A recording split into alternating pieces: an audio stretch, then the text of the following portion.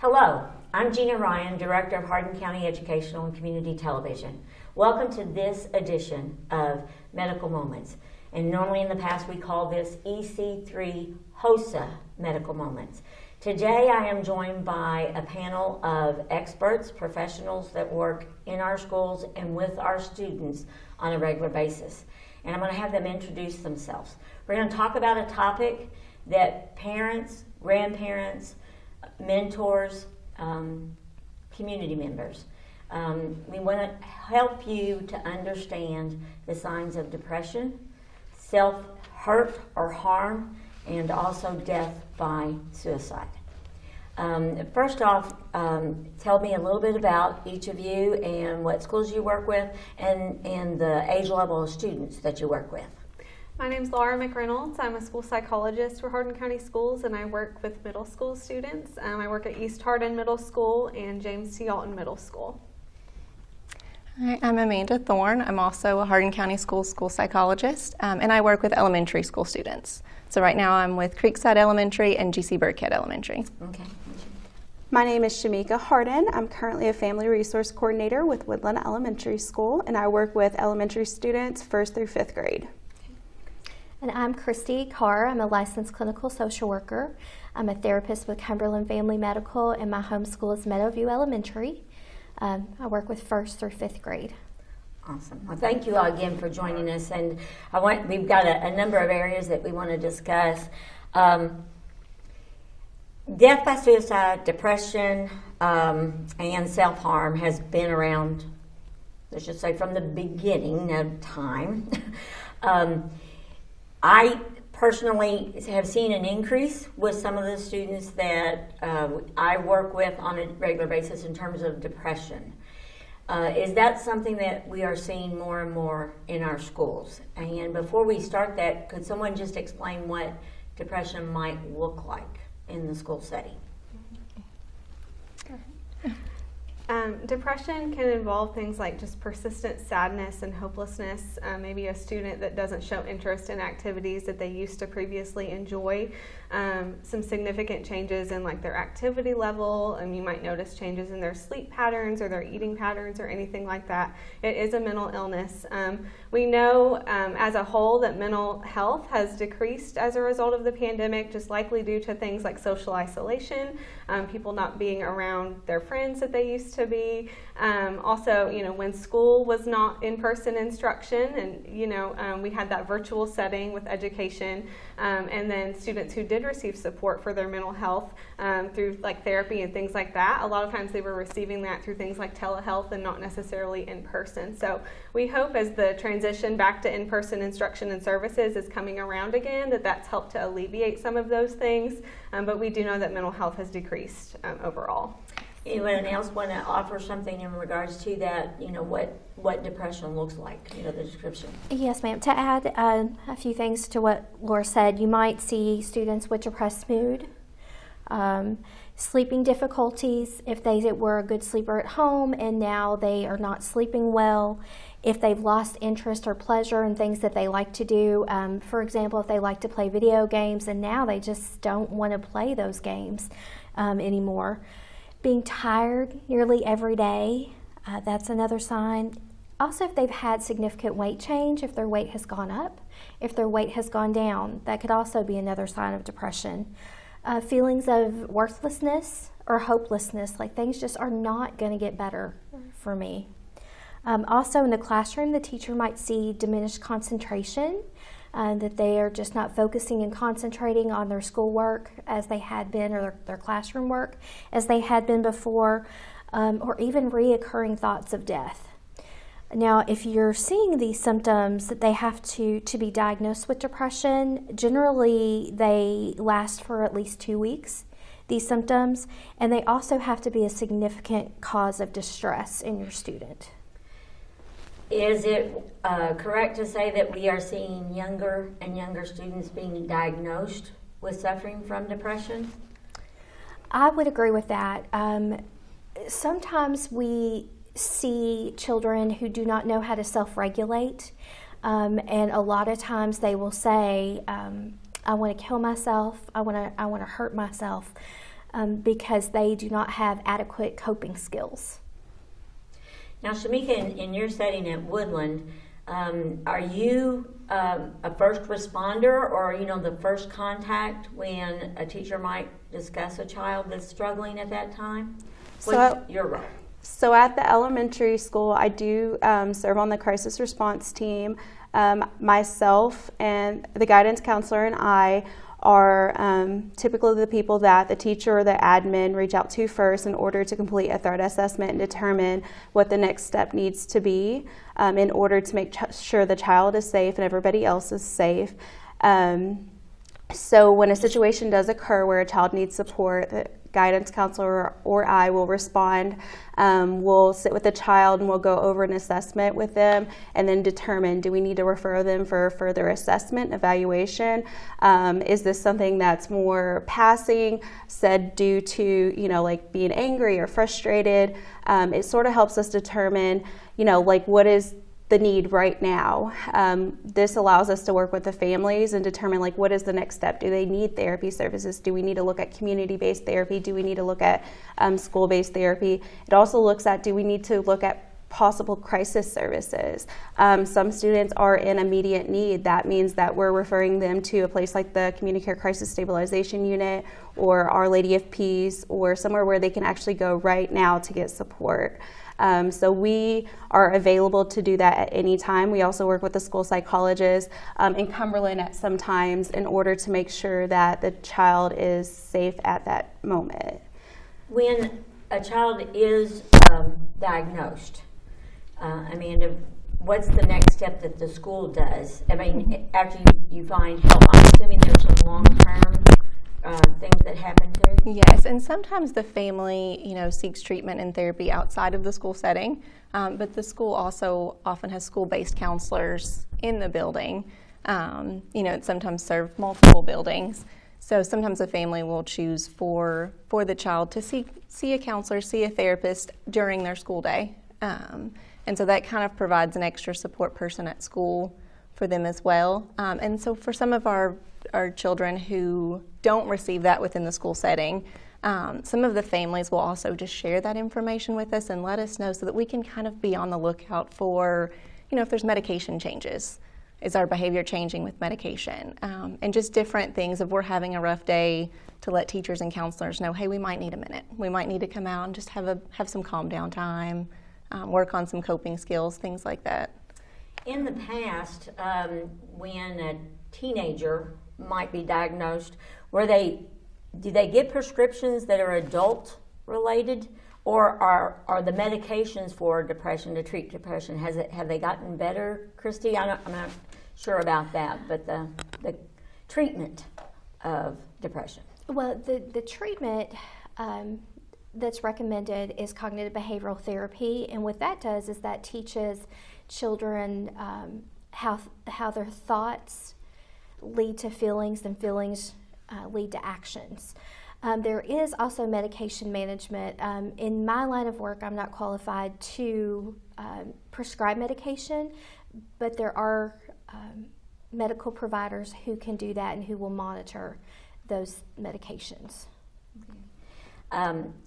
When a parent hears that their young child, 6, 7, 8, 13 years old, is told your child is suffering from depression, a parent, even in my regard as a parent of, it's been a number of years since my children have been there, but the idea, well, what do they have to be depressed about?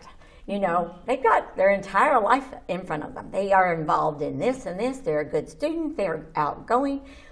How is that seen, and how is that a cover I think that there is a lot of stigma related to mental health. We see that in the school setting.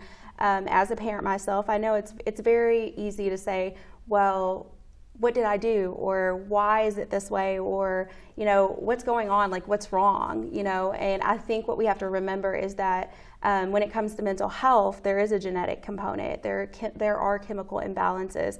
It's not necessarily somebody has done something. It's not necessarily that there's something wrong with this child. There is a medical component, and that's why when you're treating depression and anxiety, it's a multi-layered approach. There's a therapy option. There's team planning at the school level where we're helping support them from the teachers and the counselors and myself as a family resource coordinator. There's medication with medical providers. So mental health, it's bigger than just like I'm choosing to be this way or something's wrong with the child. As when I work with parents, because some parents do come to me, they don't understand. They want to know how their child ended up this way, why their child.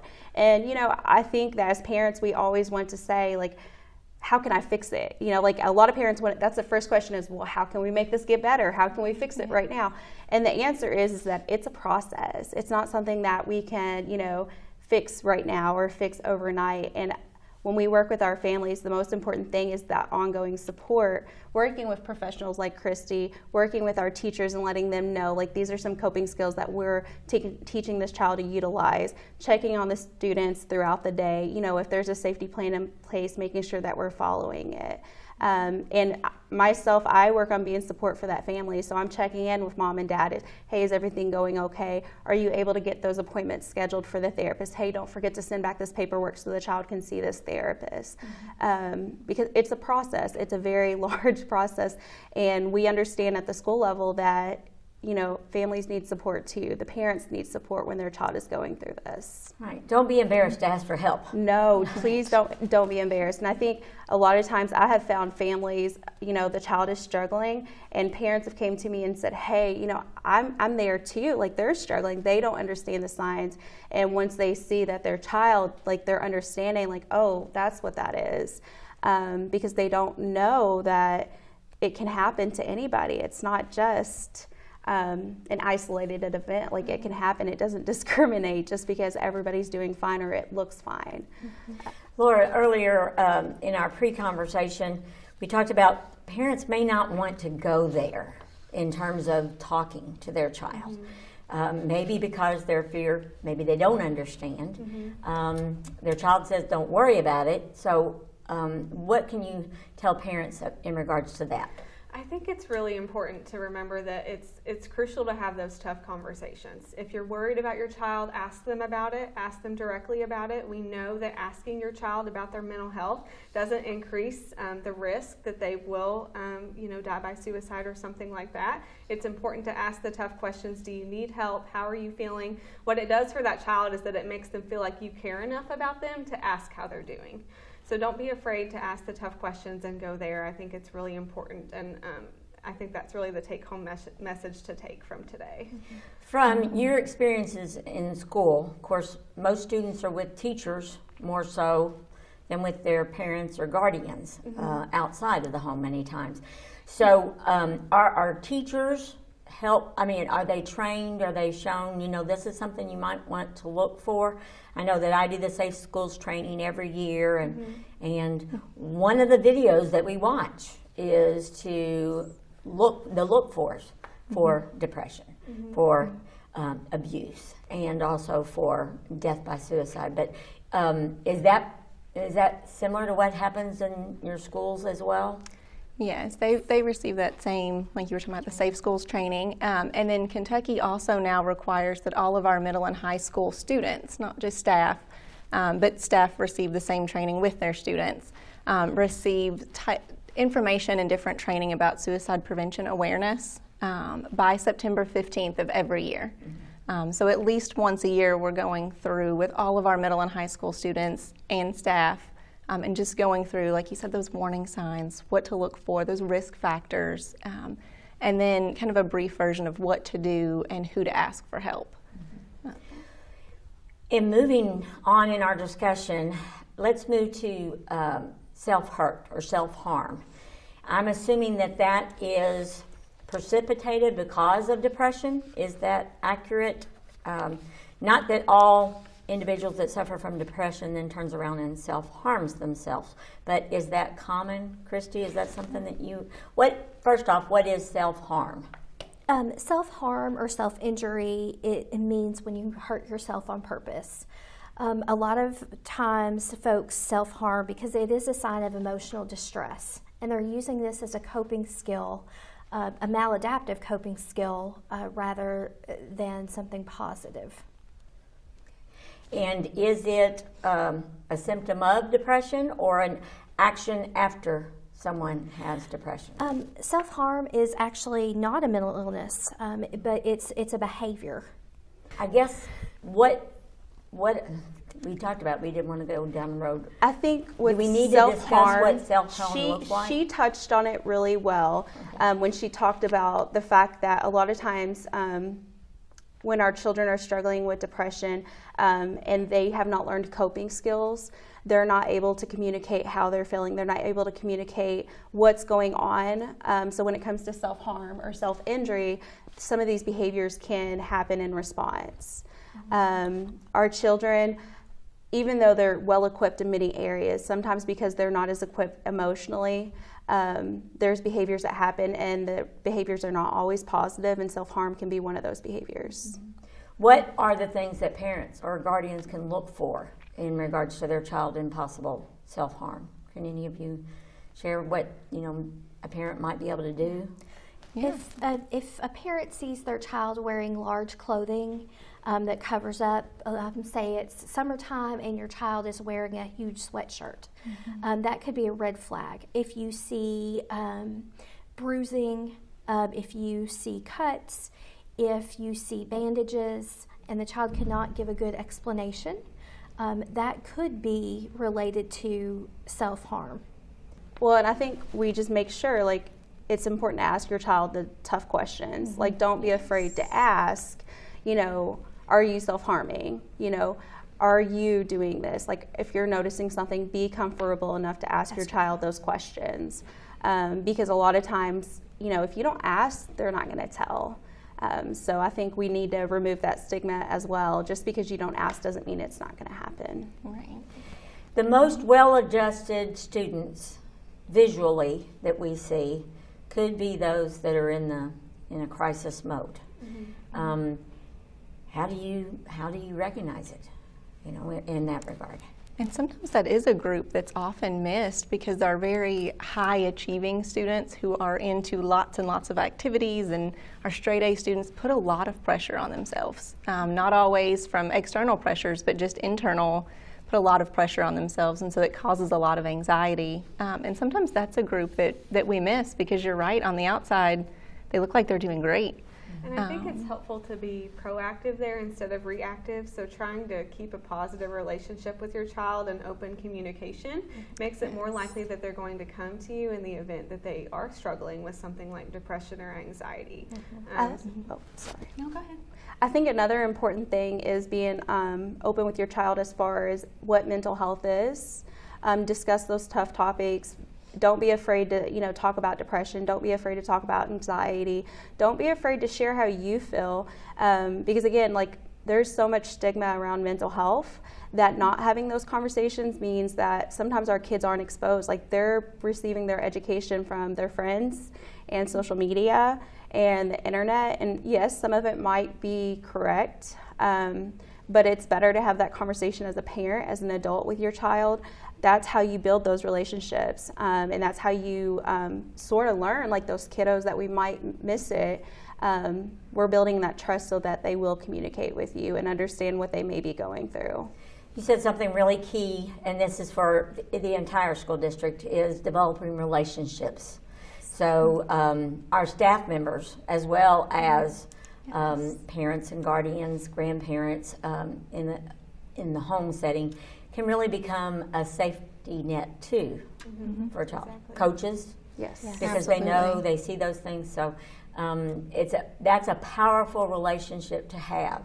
And I think many of our staff members, they want to help as quickly as possible, but developing those relationships, that's what makes that all the more key too. We know that students who feel like they have even one adult in their life that they respect and trust and can go to, even if it's not their parent, even if it is, you know, a staff member at a school, is an incredible protective factor for these students.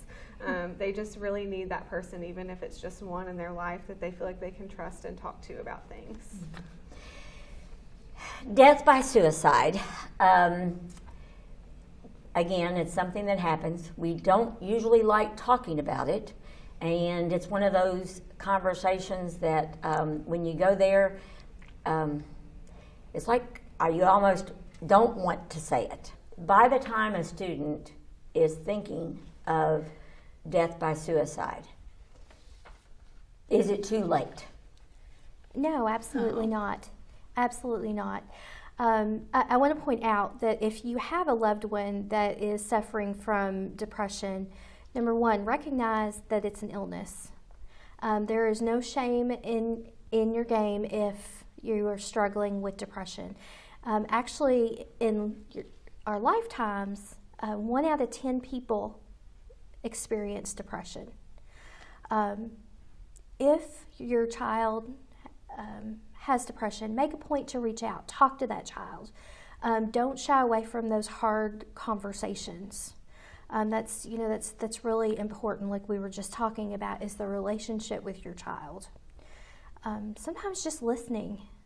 Just, as adults, as parents, I think sometimes that we want to put our feedback in and, automatically help with that issue. But sometimes children just want to be listened to and don't want necessarily their adult in their life to do anything. They just want to be heard. Also, being supportive of healthy habits, making sure kiddos are eating appropriately, that they are getting enough sleep, that they are drinking enough water, that they are getting enough green time, which is time away from the screen. That they are going outside to play. That is very important. And encourage professional help. If you're doing everything that you can at home and it's just not working, again, there is no shame in asking a professional help. If I was sick and I had a cold, I would go to the doctor and I would get some help there. As a therapist, I don't prescribe meds, but it's the same concept. Contact loved ones for support. Maybe mom and dad or grandparents haven't gone through that, but maybe your cousin has. It's good to reach out to that person so you're not alone. And take any mention of serious or suicide very seriously. Symptoms of depression, they can include intense sadness, despair, and thoughts of suicide. If you feel that someone is in danger, don't hesitate to call 911. Take them to an emergency room or call the National Suicide Prevention Lifeline. And I've got that number if you'd like me to share it with viewers. Mm-hmm. Okay. Go ahead. The number is 1-800-273-8255. And that's for free and confidential support available 24/7. I know a lot of kids don't like to talk on the phone. You can also text. So you can text HELLO, just HELLO, to 741-741 to speak to someone. And also, big one is make sure you're taking time for yourself. Self-care is very important. I encourage even little ones to take at least 5 to 10 minutes a day for themselves, something that they enjoy. It could be reading their favorite book. It could be singing their favorite song. But it's very important that we all take time for self-care. I wanted to... Do you mind if I? Yes, that's what I was going to Okay. say. I want... Another thing I want to urge people to be aware of is that the school is a resource. We are here to offer support for families and for students. If you're not sure of what to do, feel free, reach out to your guidance counselor, reach out to your Frisk coordinator at your school. We work with several agencies in the community. We can figure out the best option for your child, whether it's a therapist in the community or a therapist at school. We're aware of, a lot of times if there's med management that's needed, we can help with that referral process. So just be aware, if you're not sure what to do, you do have support at the school system, so please reach out. When the child is younger, Amanda and Shamika, when you think of a 6 or 7 or 8 year old, they may not say, I'm going to kill myself, but they may say something slightly different, like, I don't need to be here. Or, Yes. Things would be better if I weren't here. You'd be Yes. better off without me. Yes. Nobody Nobody. go to sleep and not wake up. Yes. And when those things happen, so what are some of the signs? I know it's very similar in terms of depression, but if someone is contemplating death by suicide, what are some outward signs that you might see that are different from that depressed state? You might notice someone giving away like prized possessions or trying to make amends, a drastic shift in their mood. So whereas, she discussed the symptoms and signs of depression where they're just really feel hopeless and down, you might notice a sudden rise in their mood, which can actually be kind of concerning if it's really different from, their previous mood. Those are the things that immediately come to my mind. Is there anything? And in children, drawing. We Yes. see, sometimes we see very violent drawings, or we may see drawings where they want to harm themselves. So those are things to watch out for too. Preparation. We also see sometimes they'll make references to different like movies they might have seen, things that they've read. So we try to be familiar with, I guess, things that are popular with young people just so we can understand the reference. They a lot of times go to their peers. Children are oftentimes comfortable talking with children that they're in class with every day, so they'll go to their peers and make a statement or make a comment. And the peers are the people that come to us so that we're aware, so that we can give them support. So it looks a little bit different sometimes. So from a school perspective, like we're looking for those same signs. It might look a little bit different when they're in the classroom setting. When death by suicide does happen, you often hear they didn't see the signs, but they see it after the fact. Yes. And so our goal is to help parents and guardians and teachers and other staff members, coaches, to maybe recognize it sooner rather than after. Is there help available? I know we all reach out that way. What kinds of help is available when someone does attempt that? Is there something that automatically people step in and they're able to help that child right away? There are agencies in the community that focus on that crisis response. Like I said, we do have a local crisis stabilization unit. There are some like mental health type facilities that focus on that crisis help as well. So if a child is in that situation, my role, what I will do is I'll work with the parents to try to get them into a place that can give them that support. If we find ourselves not being able to find a place, we will do a safety plan, or we typically do a safety plan in response to a child being in need, just to make sure that we can give them the extra support they need at school so that they're safe until we can find crisis support and help. In an extreme crisis, we've had parents, they've needed to take their child to the hospital. So the priority is always safety of the child and making sure that the parents are supported while they're helping make sure that their child is safe. The act of doing that, sometimes I've heard that you have that one thing that clicks the switch. It's like the last thing that clicks that switch. So, and that could be that switch or that cause that sends that child to attempt. What can those be like, and why are those? Is that something that we can recognize as a staff member or psychologist or teacher? Generally, suicide can be an impulsive behavior. If a child has made statements previously, put those safety plans in place. Mm-hmm. Put up your knives, put up any type of instrument that might hurt the child. And most definitely look for help for that child. Well, I'm going to thank you all so much for joining me today and helping our audience at home and individuals to learn more about it. And again, it's the process of learning what it looks like and getting that child the help that they need and the support for the parents and things.